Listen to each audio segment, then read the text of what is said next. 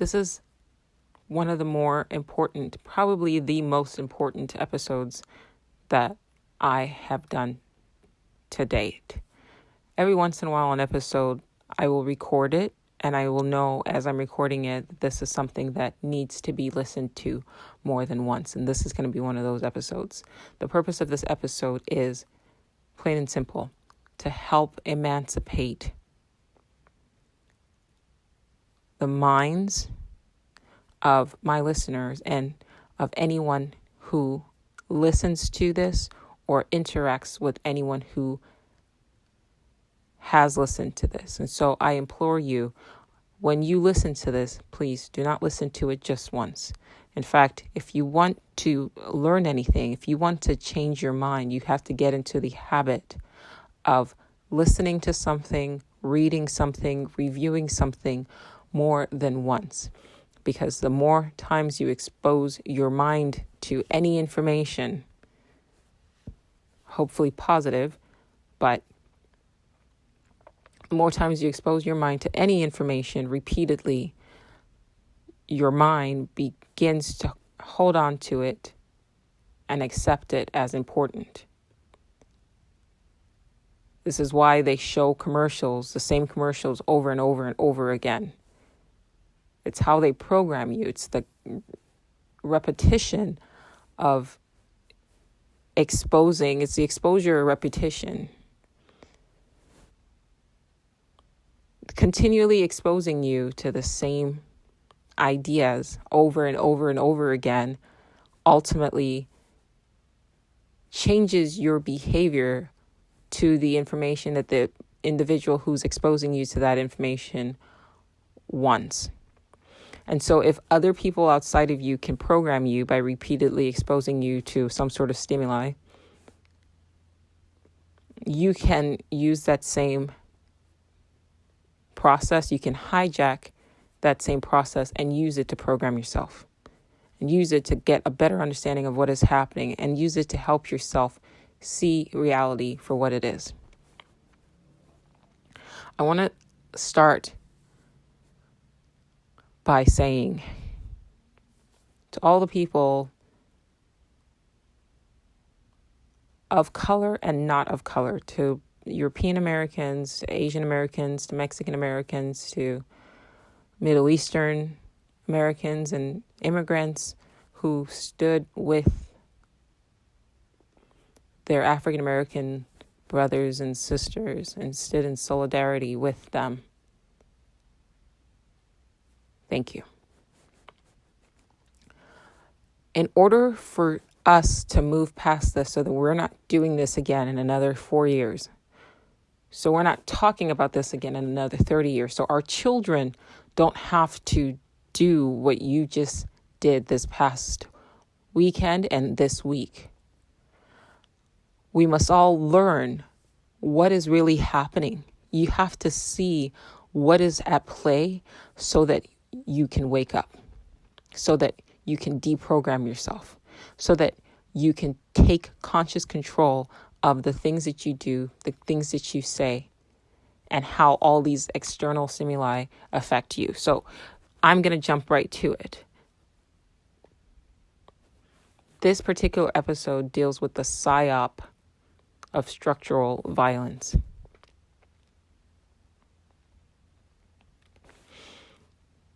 I have a bit of what Socrates described as his daemon. Socrates' daemon was his higher self that would guide him down particular paths whenever he was seeking wisdom. And I learned from Socrates, if he had something to that effect, then we all do, and I subsequently do as well.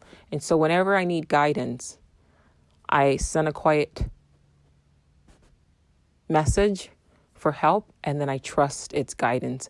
And 100% of the time, I'm navigated to exactly where I need to be to find the exact answers I need at the exact moment in time that I need it.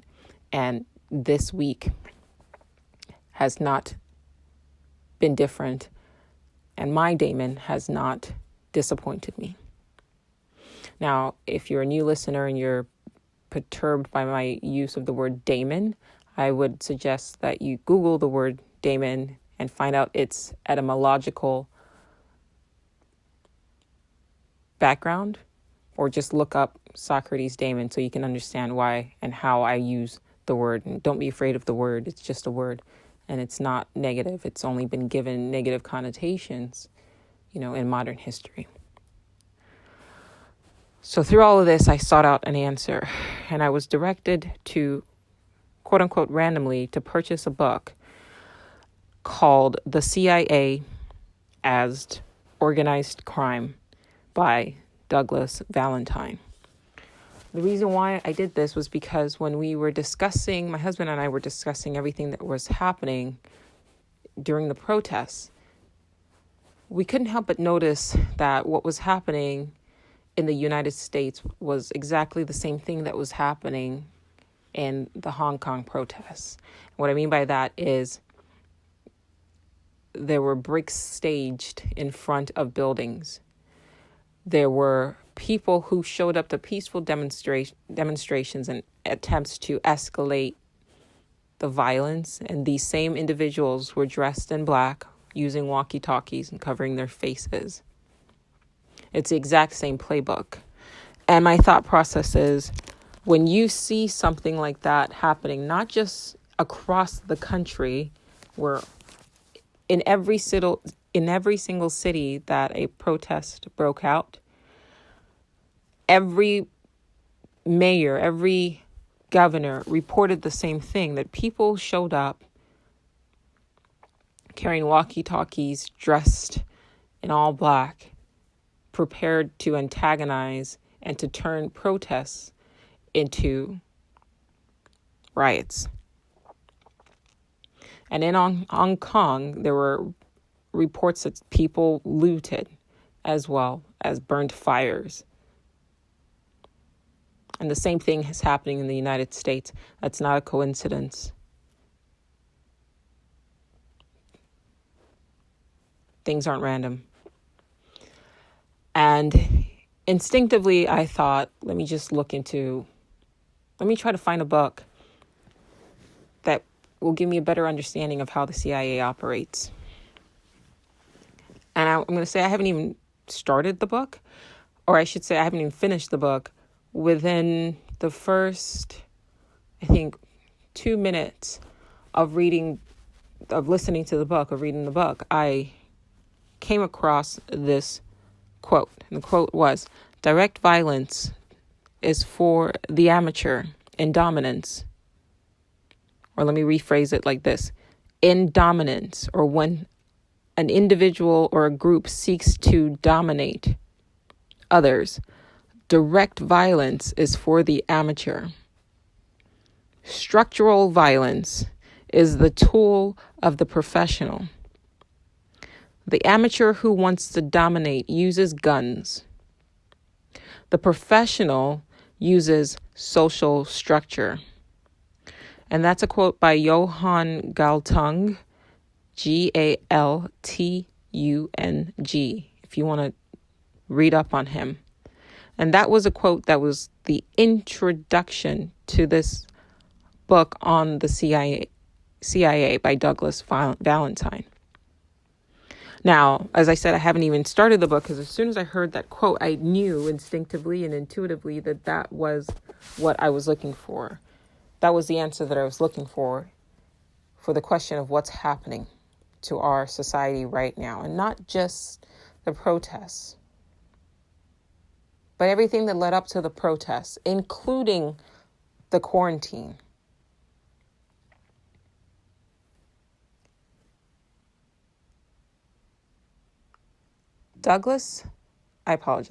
Johann Galtung developed this understanding of violence, and he took the concept of violence and he broke it down into 3 categories.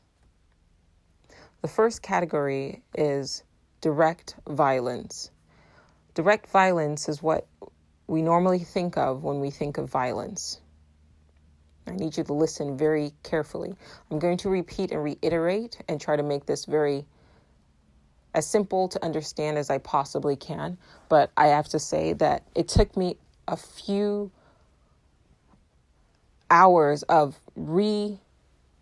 listening to videos I found on YouTube on the subject, as well as rereading definitions of each and every group to put together a concise understanding of what is really going on here, so that I can explain it better to other people, to make it so that you can start to see what's happening and start to understand. So you're going to have to listen very carefully, okay?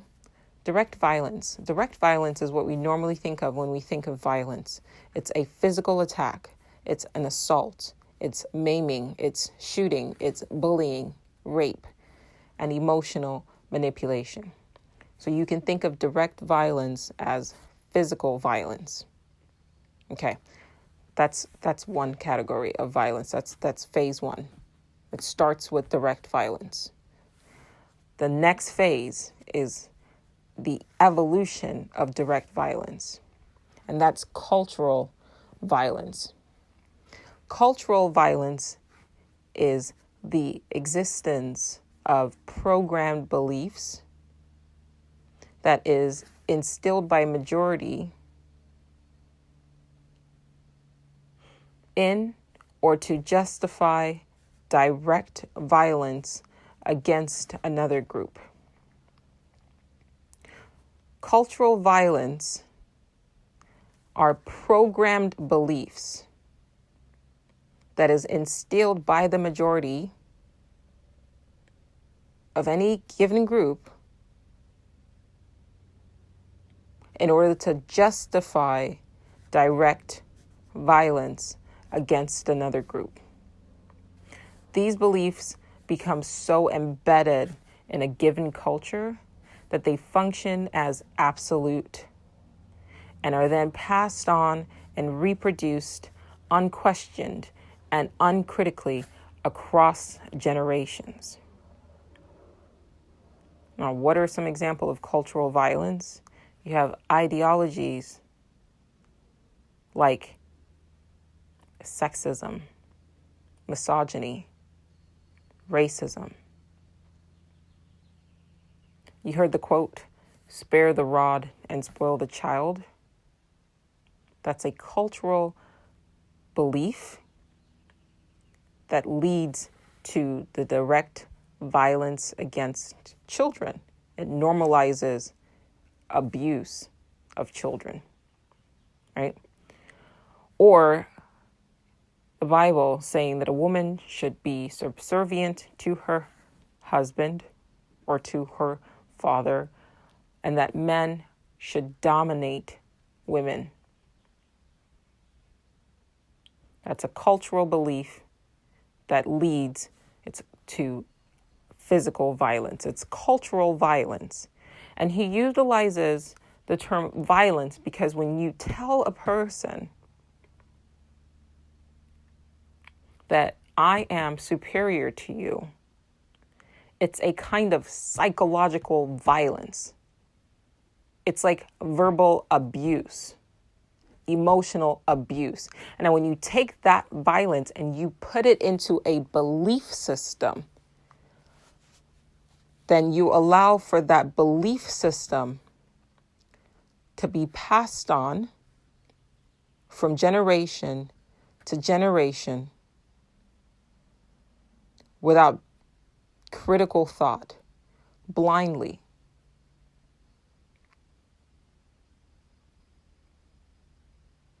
When you tell people of color, or when you establish in any society the idea, the belief, the ideology that white culture is superior to all others and deserves to dominate every other culture, and not just in the United States, but across the world, that is a cultural, violent belief. That's cultural violence.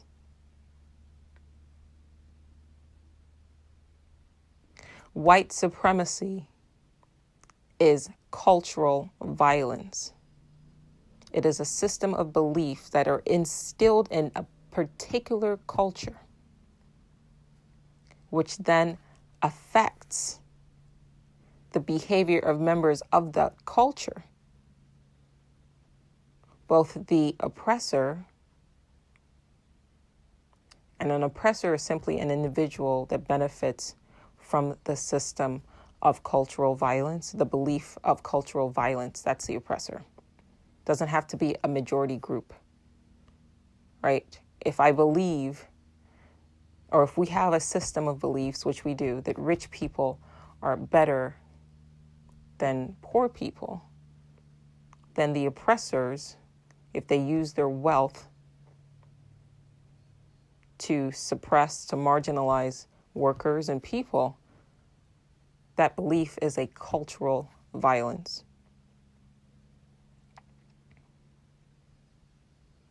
Okay? Are you getting it? I'm going to drive this in. Now, the third category is structural violence. Structural violence now takes cultural violence and imposes it into the system. This is what people talk about when they say we have a system of institutionalized violence. Structural violence are legal structures that enforce cultural and direct violence. And so you don't make it a problem that it's just about race, because this affects all of us. Okay?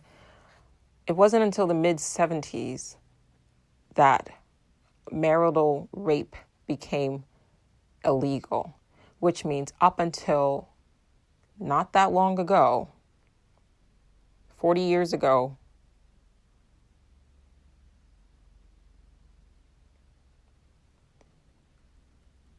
a man was allowed by law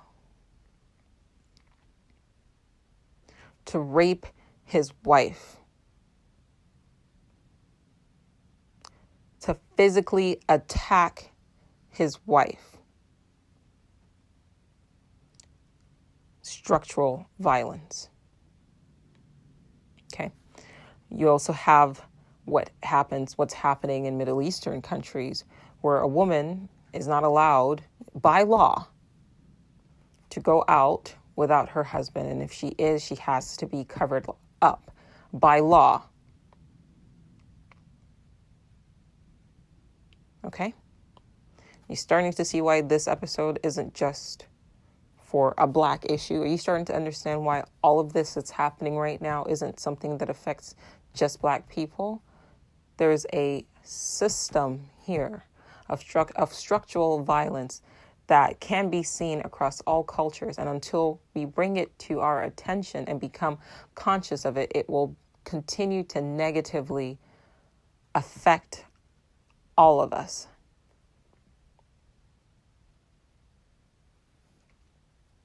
So we have marital rape laws. You have the Jim Crow laws.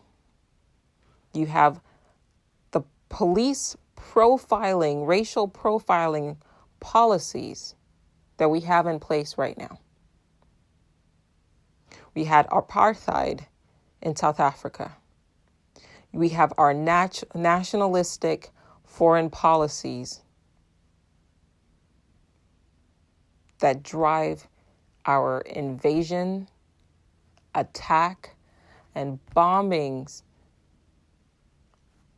of the nations of people of color.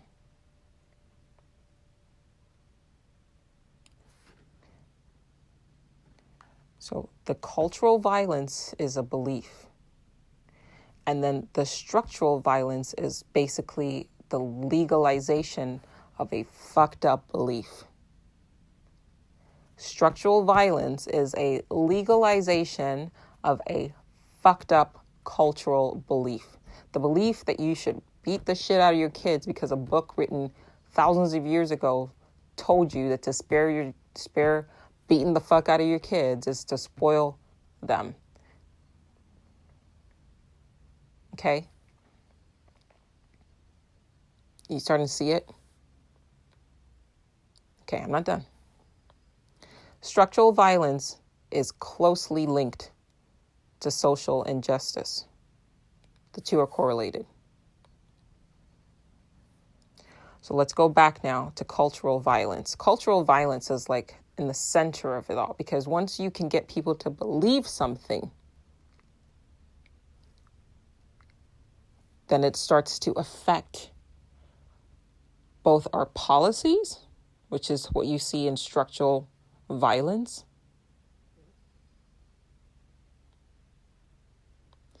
and how people are physically treated, which is what you see in direct violence. When you see hate crimes, a person acting out a hate crime against another person of a different ethnic group than them, they are operating under a belief system, the cultural violence that was instilled in them, which then leads to the direct violence. But it's based on the knowledge and the understanding that legally, structurally, they will probably face no consequences, as we've seen time and time again with the police, when they kill a person of color, when they kill Black people, and are just either fired or reprimanded or get manslaughter charges. They are protected. Their violent actions, their physically violent actions, which is direct violence, they know that they are protected structurally by an institution based on the belief that their white skin makes them superior, and a person's dark skin makes that person inferior. And they aren't conscious. A lot of people are operating unconsciously. It's the belief systems that are driving their behavior. Most people are unconscious anyway, because they're all programmed. And so it's their belief systems that have been programmed, ingrained into their minds since they were children, that now drives their adult behaviors.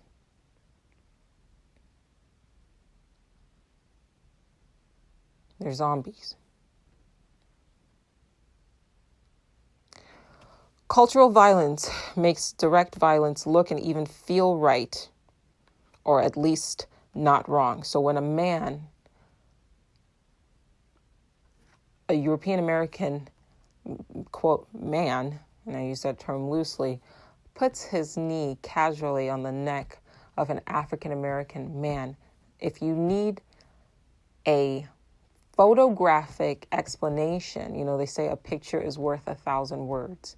If you need a photographic explanation of exactly what I'm telling you, where it's cultural violence, structural violence, and direct violence all in one, it's a picture of a European American police officer kneeling on the neck of a dying African American man. See, legally, he felt as though he was protected. He's literally wearing a uniform of the state.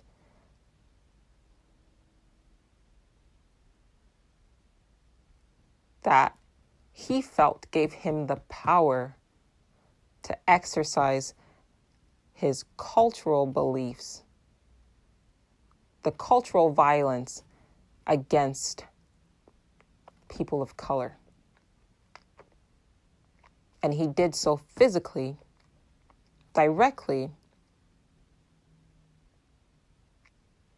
by taking his life. And as casual and callous a way as anybody could do. Are you starting to see what's happening? And so when people of color see that, and not just people of color, when people with good hearts see that, it does something because it's a violent image. You don't even have to watch the fucking video. The image itself is violent. I'll say it again. The image itself is violent. It is psychologically violent. It offends your senses. It offends the senses of every decent human being who is against violence, who is against brutality, who believes that we're all equal, that we're all one. When you see an image like that, without even watching the video, something in your brain recognizes this is fucked up. And what I'm doing is I'm slowing down that process that has taken a lot of us to that this is fucked up mindset. And I'm showing you why. Because the brain processes things really quickly. The reason why I have to slow my speaking down is because my brain goes so fast and I've got to consciously slow it down. Otherwise, my words get kind of bitten, and you obviously are listening to me and you've seen that. But the brain works really fast. So you see an image and your brain basically takes everything that I've just been saying and spits it out and goes, that's fucked up. That's not okay. That is wrong. And for people of color, specifically African American people who have seen that same fucking image over and over and over and over and over again, it is a violent attack on their psyche. And then the media takes it and repeatedly shows it like that's not a human being, right? Repeatedly shows it. You are every time, and I'm not saying, so don't get it twisted. Don't twist what I said. I am not saying that those images didn't need to be seen.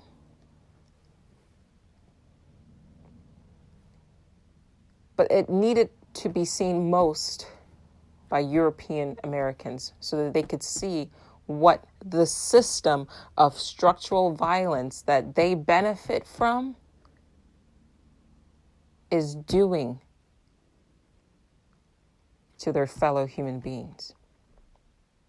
But what I'm speaking to is that when you show that to people of color who are going to immediately identify with a person of color who's on the ground dying, the brain immediately puts them in that same situation. That's a violent act. You took his life. We can do something about it. We're still alive.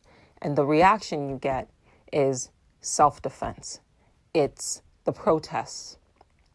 It's the violence.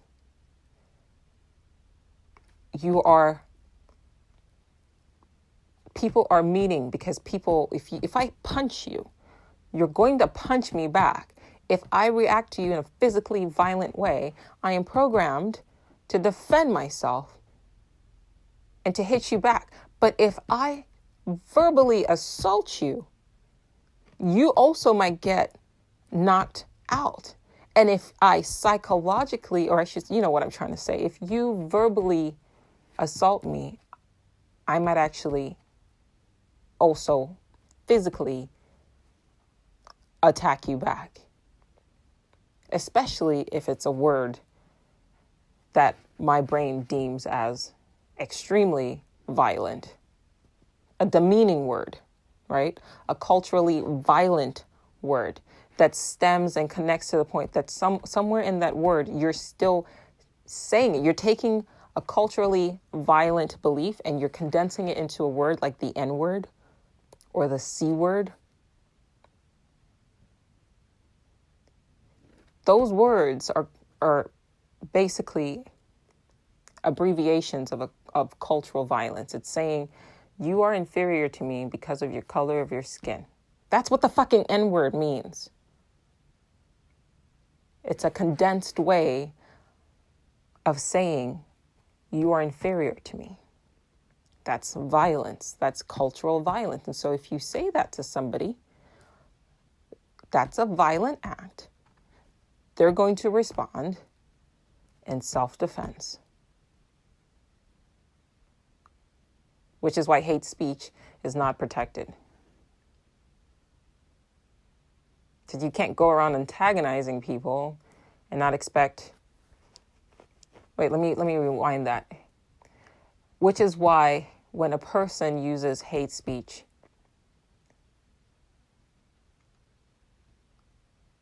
they face criminal charges, especially if it's tied in with a physical attack.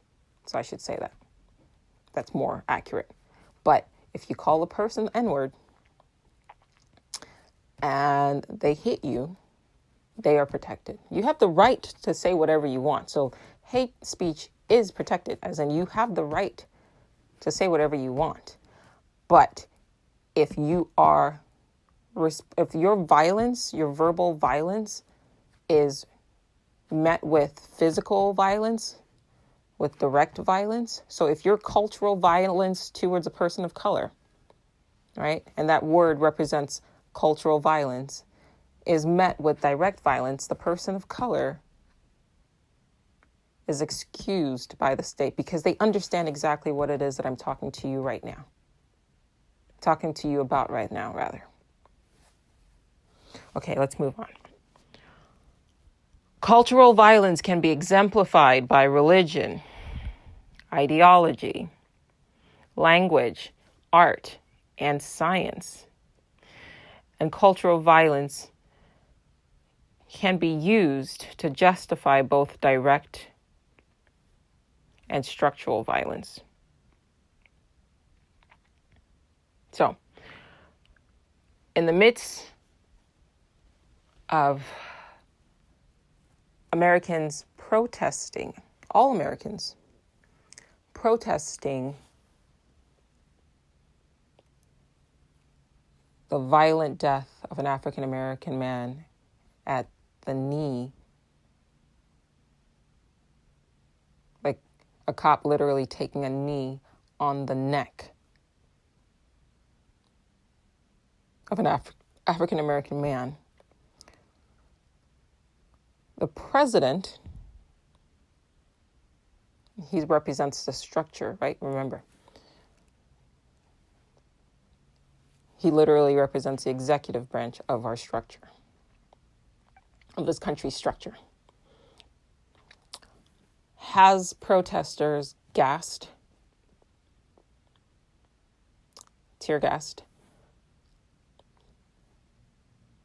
to make room so he can walk down to a church and hold a Bible upside down.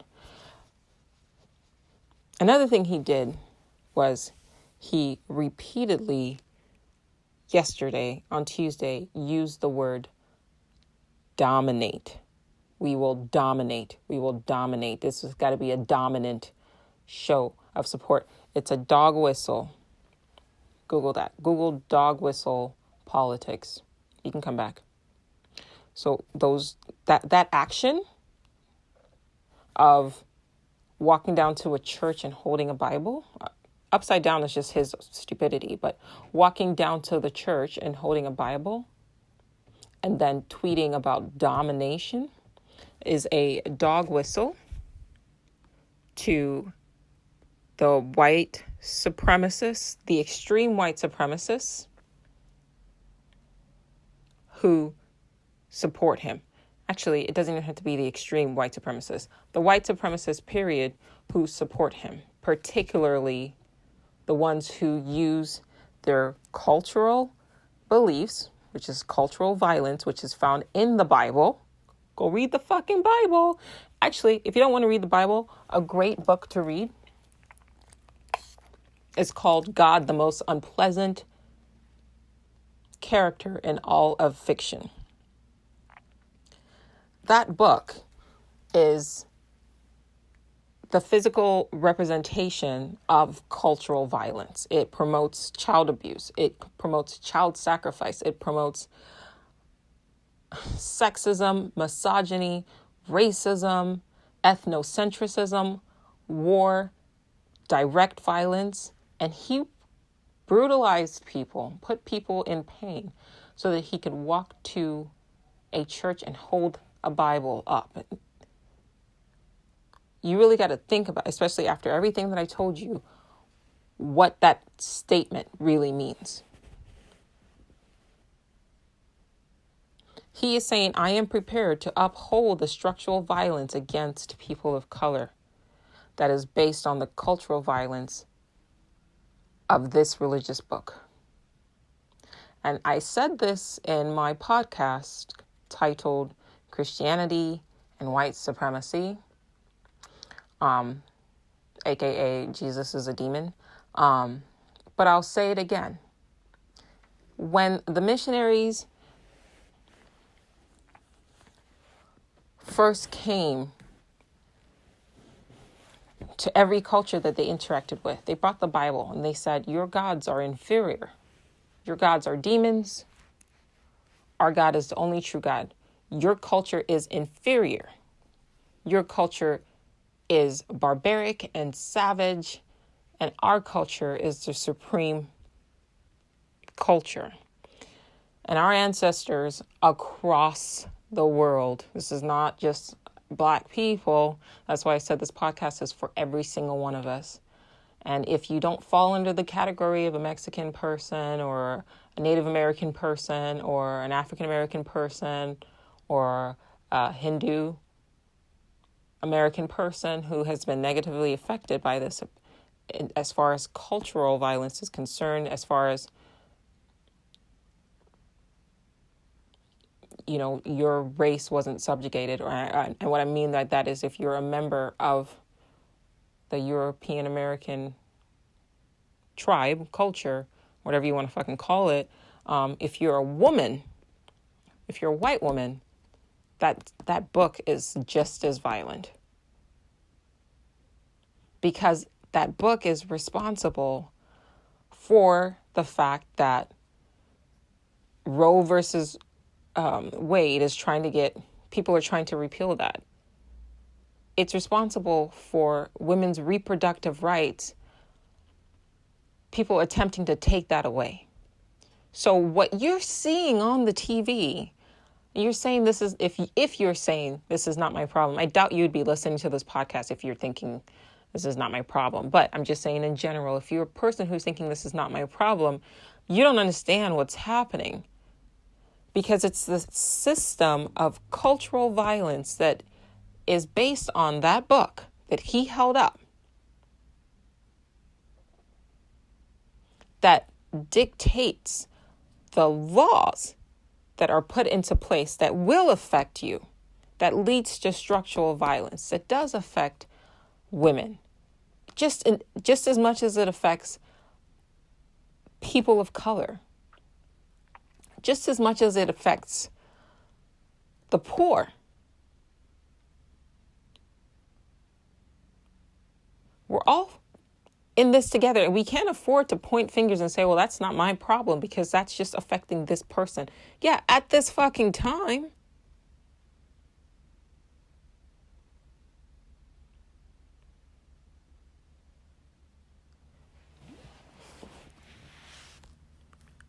Cultural violence can be exemplified by religion, ideology, language, art, and science. Language. We hold these truths to be self-evident, that all men are created equal. Where the fuck are women? You see that? It's a subtle psychological violence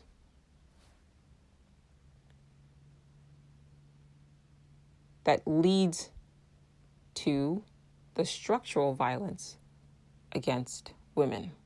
Every book I read, until recently, most of the books that I've read, especially books that were written before, let's say, 2010, speaks to the audience as though they're talking to fucking men and as though they're talking to specifically white men. There is an implication there. It's subliminal. And if you're not cognizant of it, if you're not conscious to it, you'll miss it. But it's basically saying, indirectly, I don't expect a non-white female or a white female or just a female in general to even understand what the fuck I'm talking about.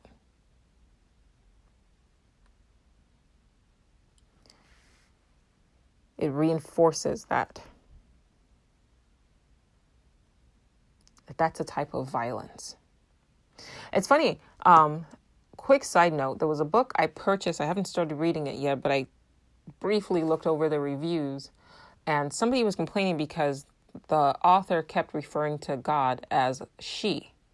And they wrote a negative review on this actual book because they were personally offended. Obviously, we know what ethnicity and or gender this person is. So they were personally offended by the fact that God was referred to as a female. First of all, nothing in nature reproduces itself that is a man. And let me rephrase that because that was an awkward statement. No males in nature reproduce. No males in nature can create itself, is basically what I'm trying to say. Only females can reproduce itself. It's only a female that can reproduce herself throughout nature. You have reptiles can do it, fish can do it, snakes, yeah, I'm trying to think right now, but I can't think off the top of my head. But you get the basic gist. Males can't reproduce themselves. They're just there to fertilize their eggs, the eggs of a female. That's literally the sole purpose of a male. It's just to fertilize an egg. Females can self-fertilize. And so if you want to say that the Bible is real, if you want to start with that, okay, I'll give you that. And your Bible says that the single entity created human being in its image. The only thing that can create something in its image in nature is a fucking female. The only thing in nature that can create something in its image, something living in its image, is a female, which I think now that I think about it is why we have men trying to push for AI, because they're trying to create a male masculine entity, which is AI, in their image. Go figure. So why wouldn't God be a female? And not to mention, do your research. The original scriptures were written, they refer to God not as a single masculine, but as the Elohim, which was plural. So there's actually many gods in the beginning, but that's not the point of this podcast. Let me get back on topic. Art. I'm a painter, and the reason why I paint what I paint is because I got tired of seeing Black people constantly depicted as slaves. If that's not fucking programming, I don't know what is. And the saddest part of it is that even Black artists are guilty of doing the exact same thing. We're getting better, but there are some very talented artists out there, and I get it. They're painting the struggle, but they're also reinforcing a cultural belief.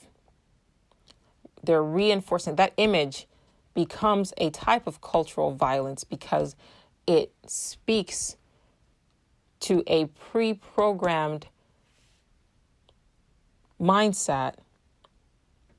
It speaks to the ideology of white supremacy.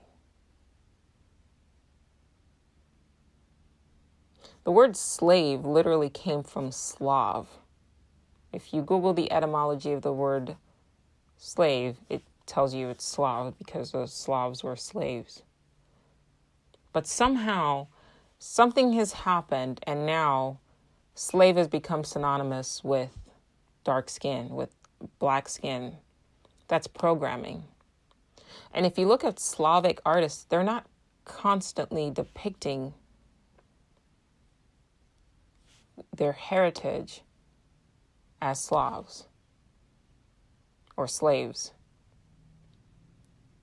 And while I understand what's happening, I'm saying that a lot of artists are victims of this type of cultural violence.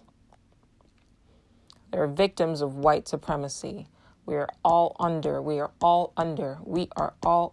the program of white supremacy. And white supremacy is a type of cultural violence.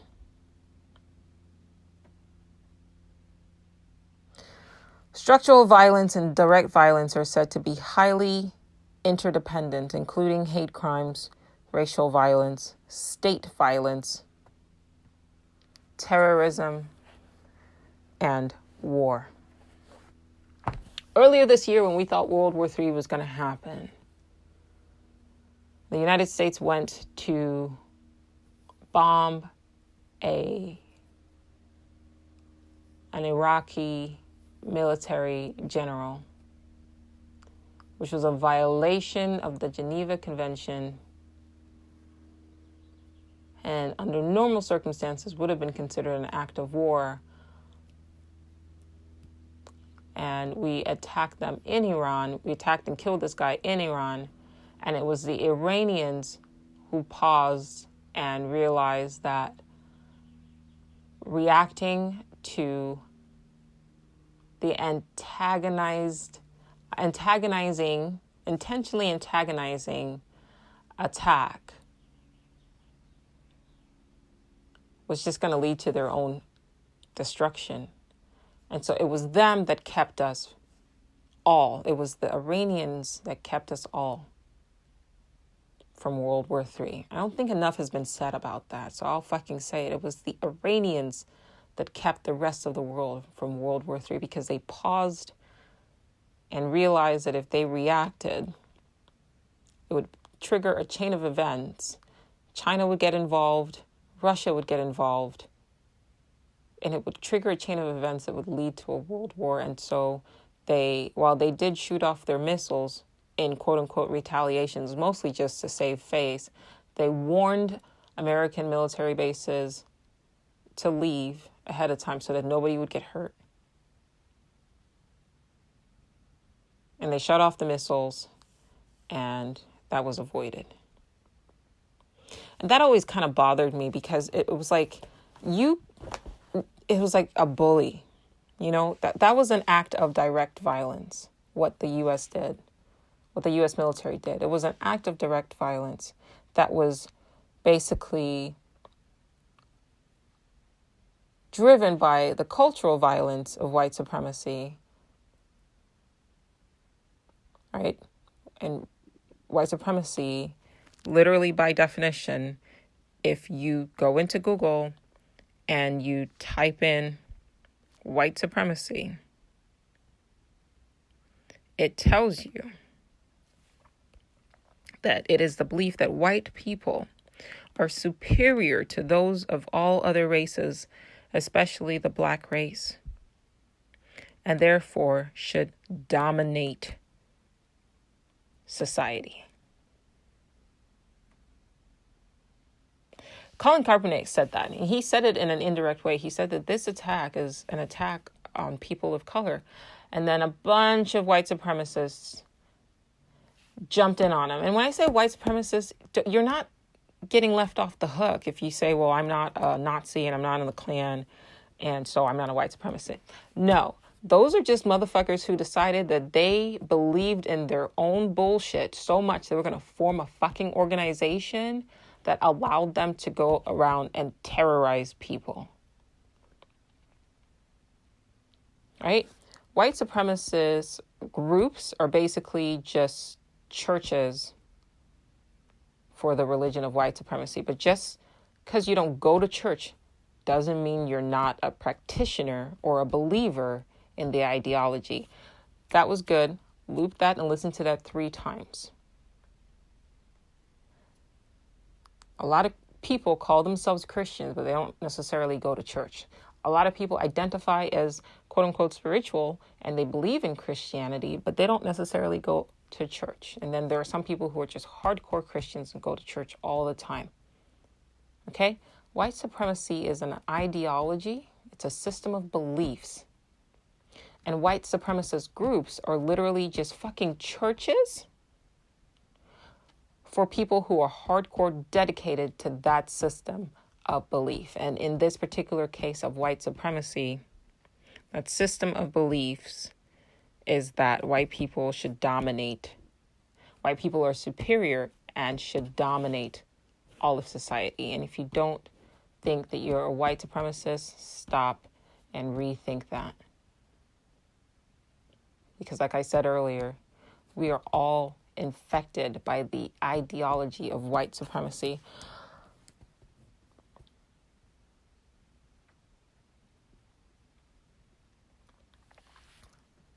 Just from living in this country. Case in point. I'm going to start spouting off some examples, okay? Let's start with unprofessional black hair. So my cousin started a conversation with me talking about how his friend, so he's growing out his hair. Okay, my cousin is a young black man. And he is growing out his natural hair that genetically is programmed into the body that he's living in. And that's how it grows out of his head. And his white European friend told him that his hair is unprofessional. Randomly, too. Like, they weren't even, he didn't ask him, hey, what do you think about my hair? The guy just volunteered the information. I don't understand how, and I mean that facetiously, but I don't understand how you can, somebody's hair that they're born with can be considered unprofessional unless you're subliminally trying to say, my straight hair, right? Here's the argument. If my black natural hair is unprofessional, then the opposite of that would be your white straight hair is natural. That is professional. So what you're saying is it's something that I'm genetically born with is inferior to something that a white person is genetically born with. Now, is his friend consciously racist? No, he's not. He is not consciously racist, but he is operating under a system of beliefs that tells him that he is superior. And it expresses itself on so many levels. Because the first level is, first of all, even if you felt that, keep that shit to yourself because nobody asked for your fucking opinion. Secondly, you're not even thinking about what you're about to say and how that's going to negatively affect the person that you're saying it to, which speaks to another level of racism, right? You have been programmed to believe that a person of color has their opinion, their comfort, their feelings, and as we're seeing on the TV right now, their life has less value to that of a white person. Like, if you wouldn't walk up to a blonde person and say your hair color is unprofessional or your eye color is unprofessional, why do you feel comfortable flipping that around and saying the exact same thing to a person of color, unless on some level, and whether you're conscious of it or not, you are operating under the belief system that, one, it's appropriate for you to talk to people like that, particularly people of color, and two, the reason why it's appropriate is because on some level you think that they are inferior to you because you believe in the cultural ideologies that were imposed on you. So that statement is a statement of cultural violence. And so when you say that to a person of color, particularly a black person, and they react in anger, it's because you just fucking attacked them. You said, you are inferior, your hair is inferior. And so they're going to respond in self-defense. And then the problem is when that happens, European Americans pause and they don't understand. There's a disconnect there, which is why you need to be listening to this because I'm teaching you. There's a disconnect there. What did I do? Why are you so angry? There's a failure to see how what they did is violent and is wrong. It's like a parent who abuses their child, right? I'm not talking about spanking. I'm talking about abuses their child. But because they have been programmed or they grew up in a society or a community or a culture that has been programmed that abuse of an individual, of a child, of an individual is smaller than you, is how you're supposed to raise them. They literally don't see anything wrong with them. And if you don't talk to them about it, they will just do the exact same thing to their children. And it perpetuates that system because the programming is what is driving the individual's behavior. They're not conscious, and that's why programming is dangerous. And if you don't know what programs are driving your behavior, you're going to live a life and behave in a way that you don't control. It's the programming that controls you. If I program my phone to set an alarm that will go off at 2 o'clock in the morning, my phone isn't going to recognize, okay, it's 2 o'clock in the morning. She's probably sleeping. Maybe she meant 2 p.m. She never sets an alarm for 2 p.m. So no, it's going to fucking go off at 2 a.m.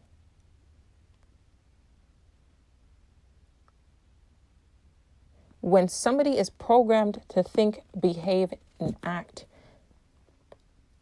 by their culture, by cultural beliefs, they do things without thinking. That's why his friend was able to say that without pausing to think, wait, if I wouldn't say this to a person of color or to a white person, why is it okay to say this to him, to my friend?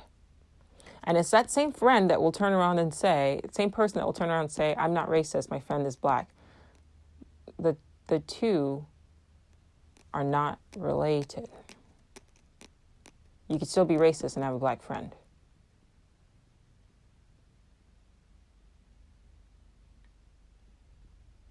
You can still be racist and have a black friend. You can still be racist and listen to this podcast. You can still be racist and go to the protests. Because until you start addressing the things that I'm discussing here, until you start deprogramming your mind, the cultural ideologies of white supremacies that have been instilled into your brain from childhood will continue to drive your behavior. I heard a story of the fact of people driving up to businesses. I heard a story of this one lady pulled up driving a BMW as a white lady, and she pulled up to a guy who was fixing his business, right? The window had been knocked out and smashed or whatever, so he was boarding it up. And she says, "Excuse me, can I hold your tool?" So the person who was boarding up was a person of color. And she's like, "Excuse me, can I hold your tool?" And the person of color gives him their tool. And then she has her accomplice take a picture of her holding the tool. And then once the pictures are done taken, she gives the tool back. She jumps in the car. And I'm sure that's going to make a great social media protest. I saw another post of 2 European females talking about when is the next protest going to happen. Let me know. And they're planning it like it's a social event.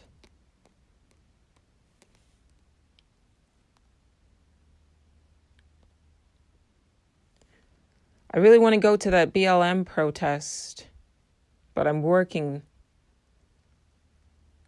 both Saturday and Sunday. Is there any during the week I can attend? Please help me out, guys. And then one of her friends says, there's one next Wednesday. I'll send you the info. And then the other one responds, I'm working Wednesday. Are there any this week or any other days that you're aware of? But the casualness in which it's discussed, it's like they're trying, on some level, they're trying to do what they think is the right thing, or at least is what's popular right now. But there's a lack of understanding as to what people are protesting, why they're protesting it, and the emotion that's behind it. It's like somebody talking that casually about people demonstrating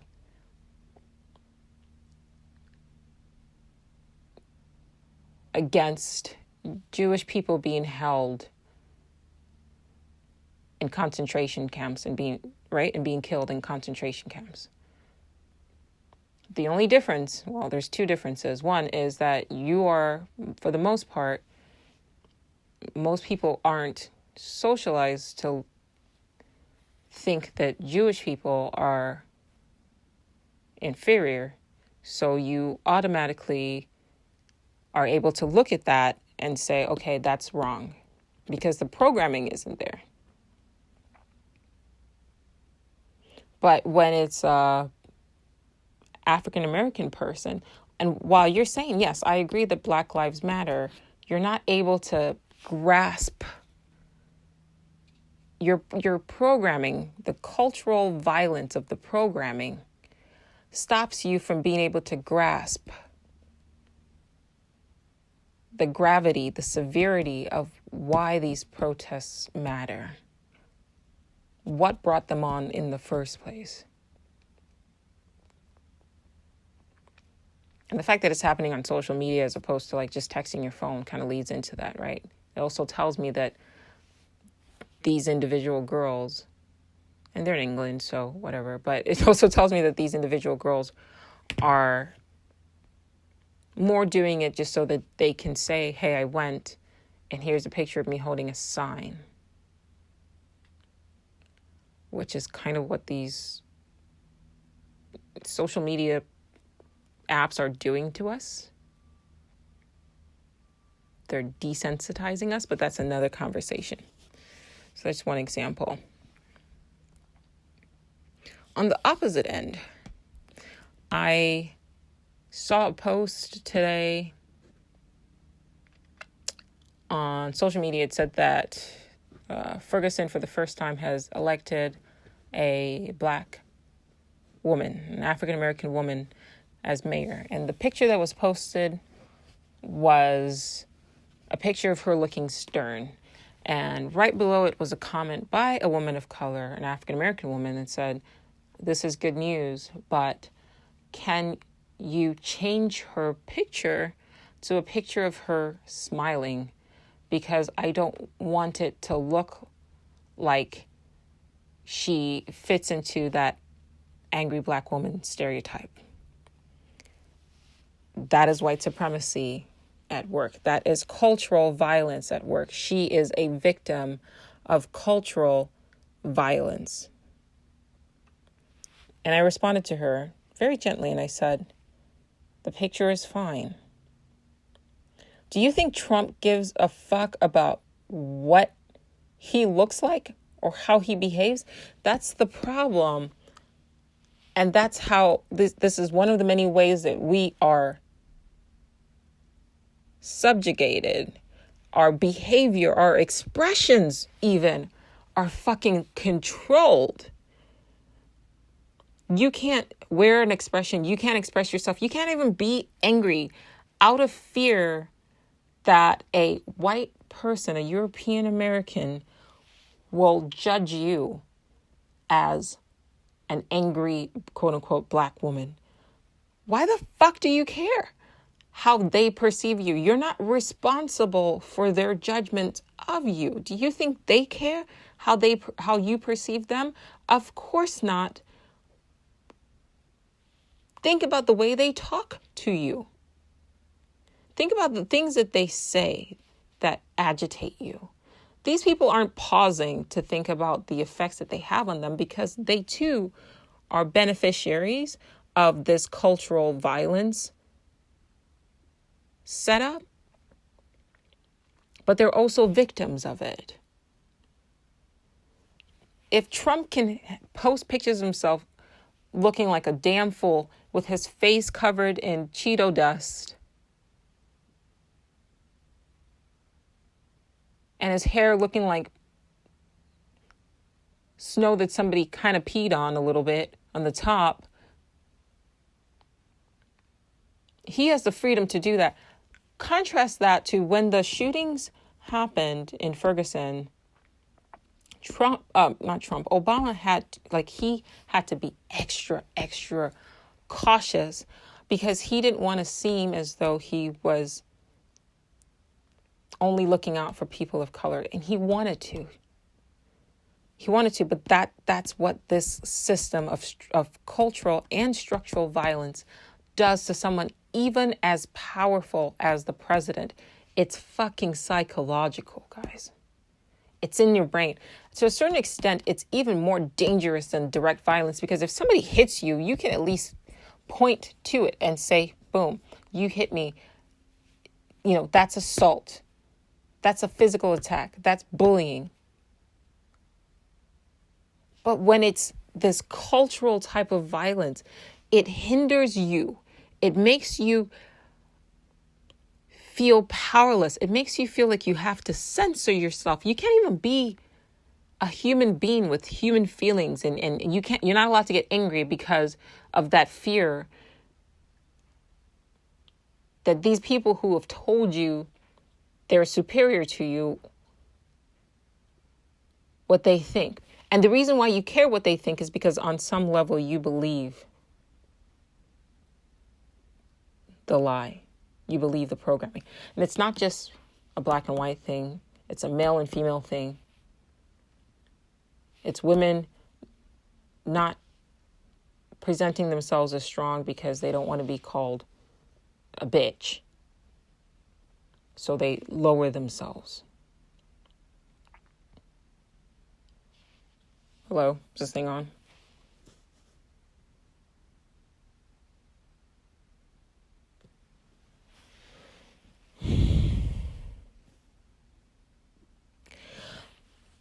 I'm bringing all these things to your attention because when you become conscious of it, it can no longer control you. See, when this program is operating in the back of your mind and it's driving your behavior, you know something's not right, but you just can't put your finger on it, right? And the worst part is like we live in a society that overtly fails to acknowledge these three types of violence. But the people who are pulling the strings know about these three types of violence. Remember that I came across this information in a book about the CIA. And remember the quote, direct violence is for the amateur in dominance. Structural violence is a tool of the professionals. The amateur who wants to dominate uses guns. The professional uses social structure. Even in this book was written in November 2019. This book was called Galileo's Error. I think I referenced it in the previous episode, but I I did. I referenced it in the episode that I ended up taking down in memory and in support of Blackout Tuesday.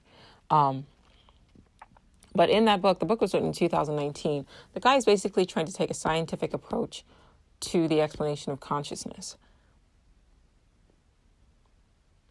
And I was listening to it, and I got to the end, and the scientist, he says that a lot of the conclusions that he has presented in this book were already more or less reached by Indians, by Hindustani, right, Buddhists.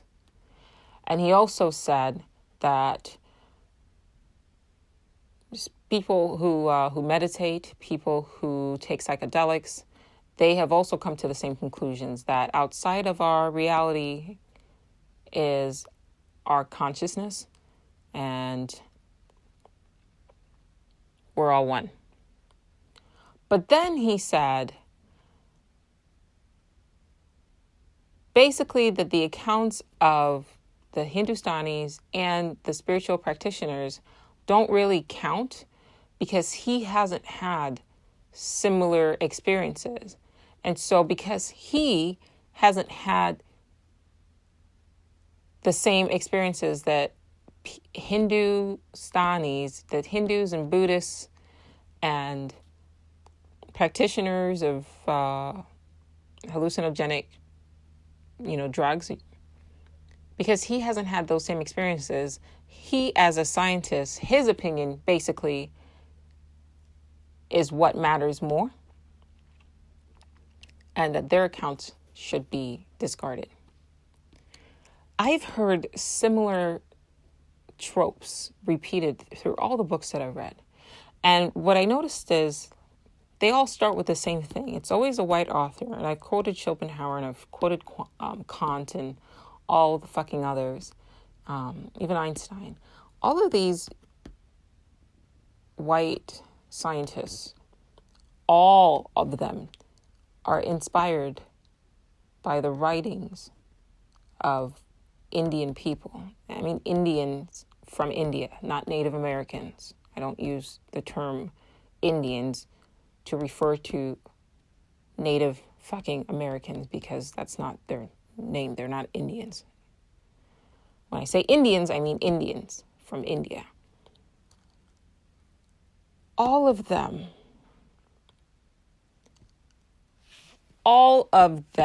even David Hume, who came up with the holographic theory, holographic universe theory, they all attribute their findings, their conclusions to initially being inspired by the writings of the ancient Indians and the Hindus.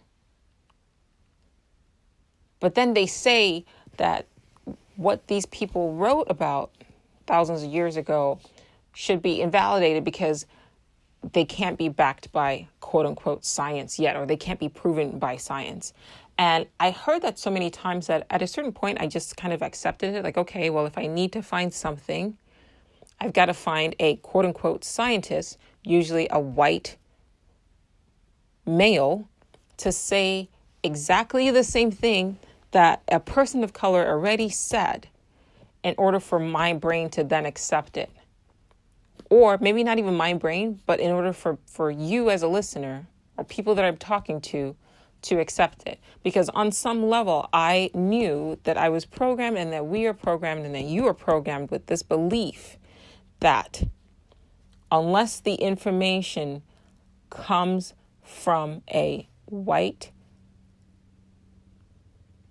Ivy League educated male who is also a scientist,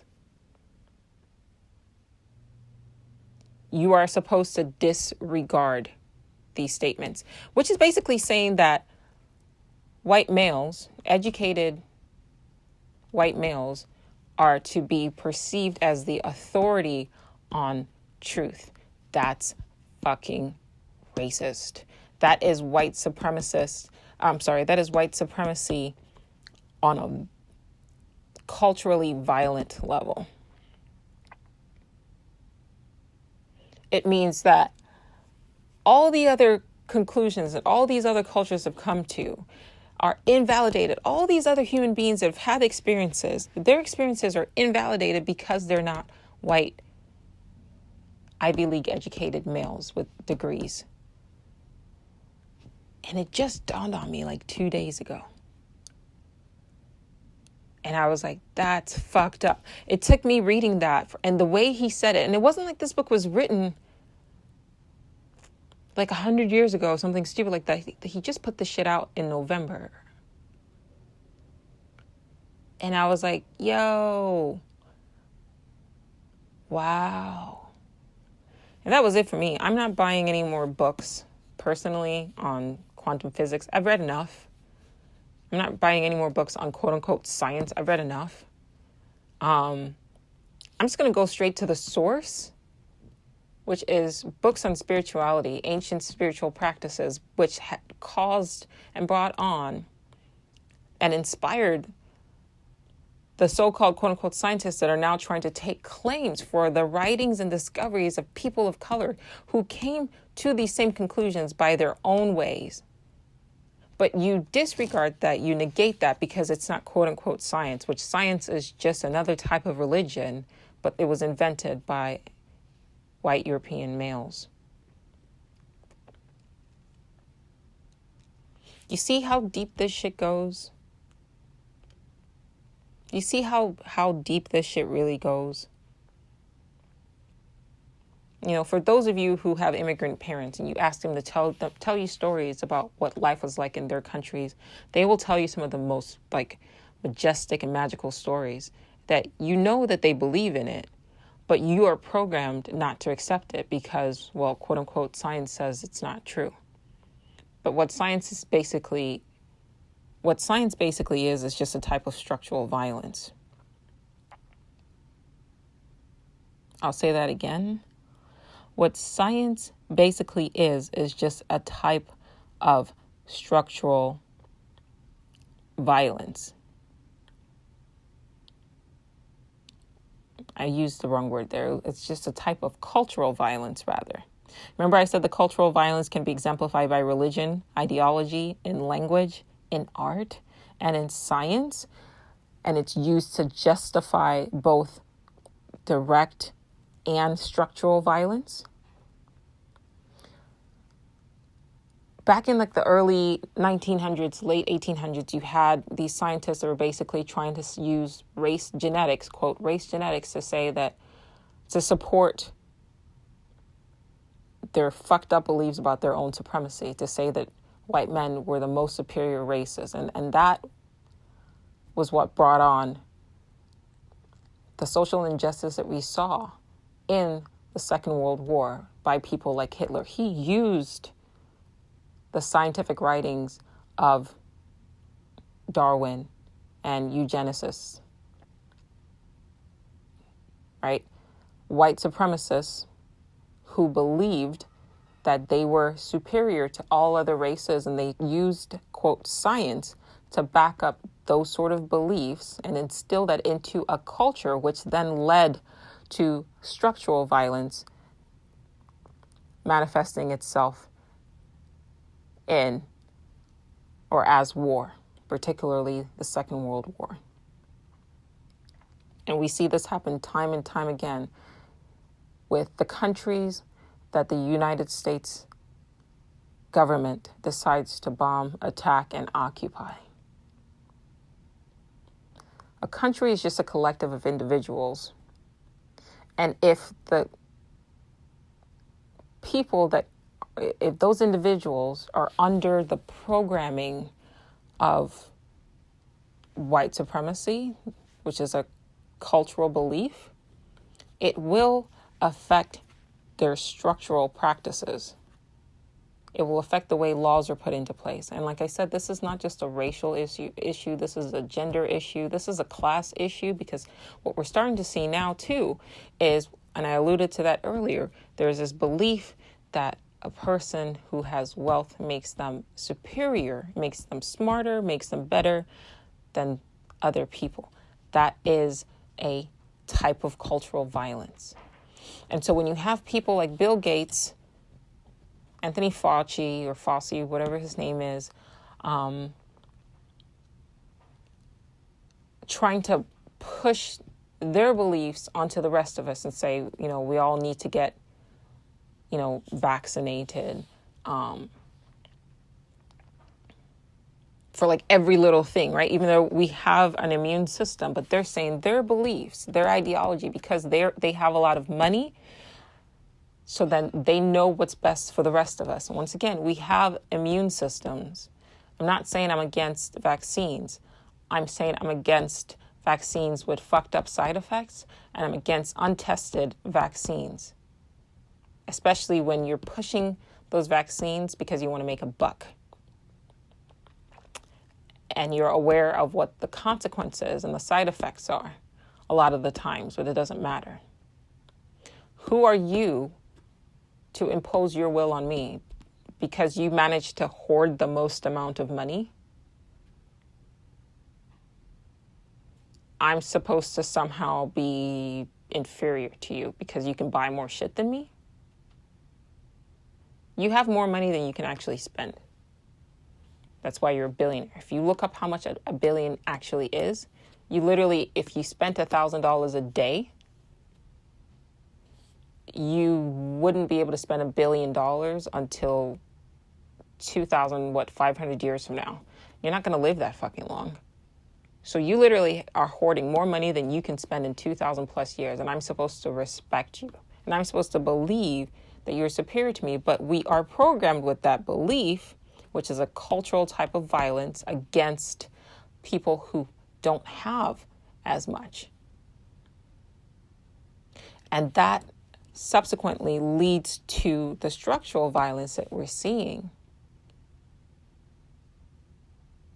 right? Where the institutions that we pay our taxes to gives preferential treatment to corporations, to lobbyists.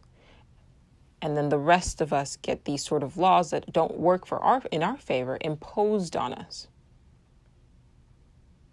That's structural violence.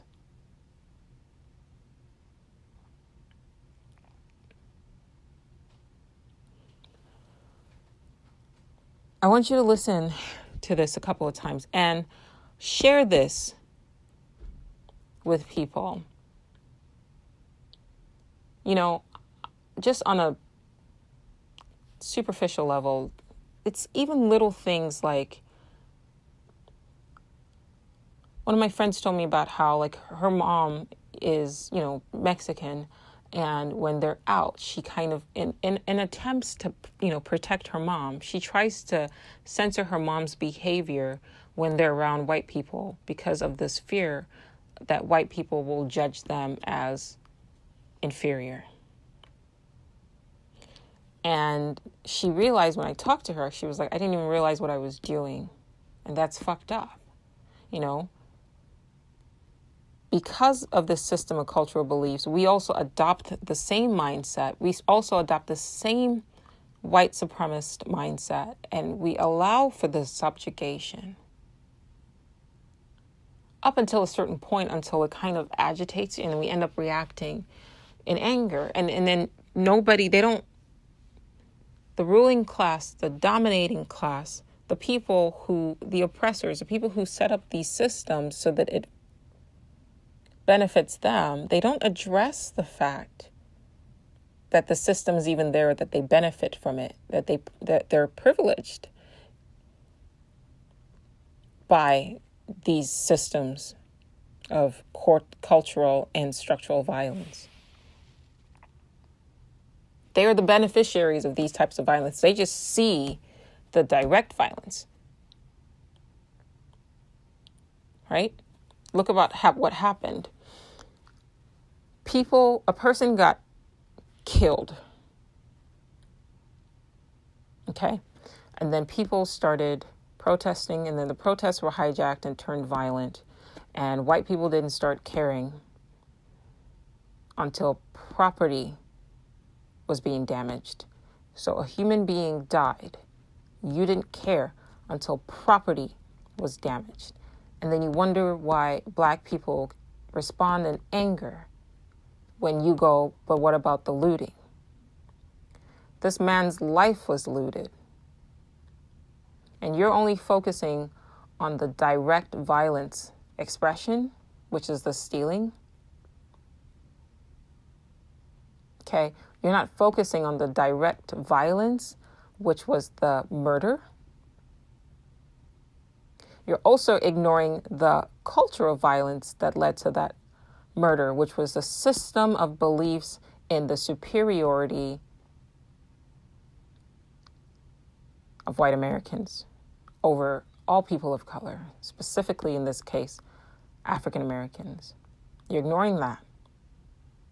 Either you're blind to it or you're complacent. And you're also ignoring the structural violence that has been instigated against all people of color. And the structural violence are the legal structures that enforce the cultural and direct violence. So it was him just being fired instead of being charged. You ignore that. And so when you respond not to all these other issues, right? The fact that the system only fired him, and it took the riotings and the protests for him to finally get charged. You ignored that. You ignored the structural violence. You ignored the system of cultural violence that basically determined the policies of the police profiling and their practices of keeping people in the position that he used to basically take that man's life. You ignored that. You ignored the violence in that image, and you didn't speak until physical property, until property was damaged. What that says is, in your mind, damage to a property is more important than the loss of a Black man's life. And you need to sit with that. And it doesn't matter what ethnicity you fall into. Because I've also heard, one of my friends, she's Middle Eastern, and she was telling me how her mom was saying, well, even after everything that's happened, in Iraq, we didn't loot. And that's just dog whistle racism, but she's also a victim of white supremacy as well. If you didn't loot, okay. But you guys didn't really have that many rights to begin with. Like they've just decimated your country. They're killing your people across the board. Indiscriminately, your government is killing people. This is not the same thing. You're comparing apples to oranges. And then she asked, well,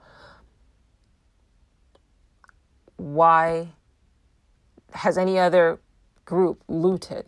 And I said, white people loot when they win hockey games. But if you're looking for a more recent example, just Google the Hong Kong riots, and Hong Kong Asians, who are supposed to be the quote unquote model minority, those people were looting too. And another one of my friends who her parents are Mexican, her mom was saying, well, when they were putting Mexican children in cages, we didn't riot and we didn't loot. And her response to her was, first of all, Mexicans were looting. There's plenty of videos out there, pictures that show Mexicans looting in this protest. They're taking advantage of this situation. So stop. 2, a lot of Mexican Americans, particularly ones that are getting put in cages, they can't riot. They're afraid to get deported in the first place. So they're just hiding. So before you point the finger and say, well, we didn't do this, why don't you draw your attention back to what caused the protests that led to the riots in the first place? You're focusing on the wrong thing. And I commend her for checking her mom on that and educating her on that.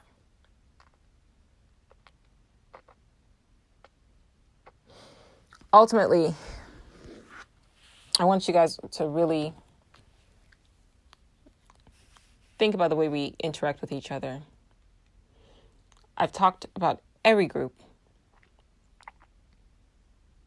I've talked about children, the way we treat children. I've talked about people of color and the way we treat ourselves. I've talked about, European Americans and the way they treat themselves, as well as people of color. And I've talked about women and the way they're treated in the society.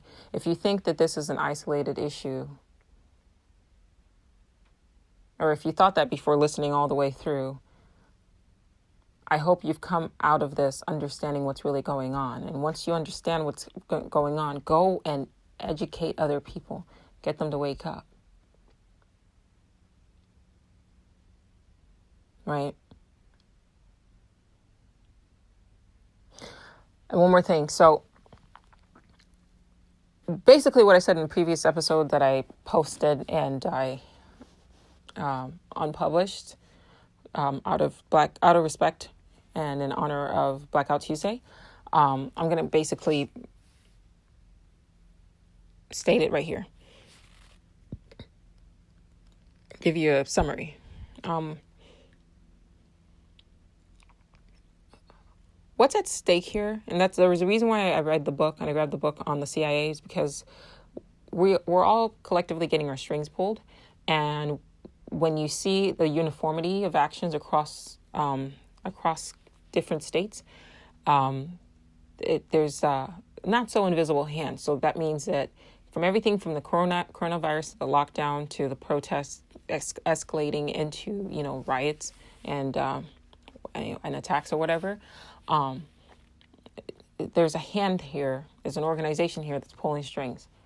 And unfortunately, I don't think it's going to stop, with this situation. I'm grateful that we have been able to take what has happened and we're now, discussing it. And eventually, we will heal from this and we will learn to treat each other as equals because we are equal. We're all one. If you don't believe me, because you've been programmed not to believe the words of a non-lettered African-American female, go and do some shrooms, go do some LSD, and you'll figure that shit out yourself, and then maybe you'll believe. I'm no longer going to cite research from white people just to get you to understand the truth. The truth is truth, whether or not you believe it, and a fool looks at a finger that's pointing to the sky. Okay? Am I saying just arbitrarily believe everything you hear? No, you have the spirit of discernment. Use it. But you know how to recognize the truth when you hear it. We're all one. We're all in this together. People have lost their jobs. People have been furloughed. People have been kept from, being able to congregate with each other. People have been kept from being able to go to church. People have been kept from literally working and running their businesses, and they're being forced to be dependent on the state. Any system that can instill what we're seeing structurally, this culture of violence, both directly, culturally, and structurally, all that we're seeing is not by accident. This is intentional. So I want you guys to be mindful of it. Because once you become mindful of it, you become less reactive after this. And it's kind of turned into a joke that 2020 is, has been chaotic. But I don't think we should joke about it that flippantly, because it basically allows it so that when something else crazy happens, you're starting to normalize that, and that's not good. Right? If you say, oh, this is just normal and to be expected in 2020, it basically makes it so that the people who are pulling these strings makes them more inclined to do it. Right? And if we are willing to accept it, then it makes it more apt to happen. Going forward, mind your media consumption. It's a tool that can be weaponized against all American people.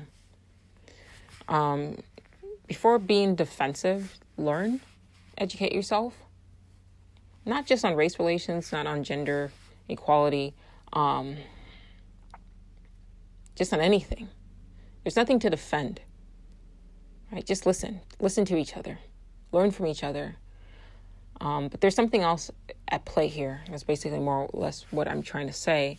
And I'll delve into it, I think, in the next episode. I think I just wanted to do this one and put it out there so that people start to really see what's happening and then change, right? People keep saying, like, how do we change this? How do we change this?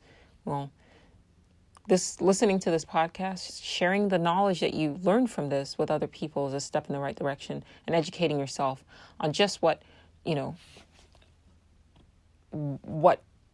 sort of violence is sort of instilled in our society structurally, understanding what institutionalized racism is, and understanding how, there's also institutionalized sexism, understanding how these types of violences affect all of us as a whole, both individually and as a group.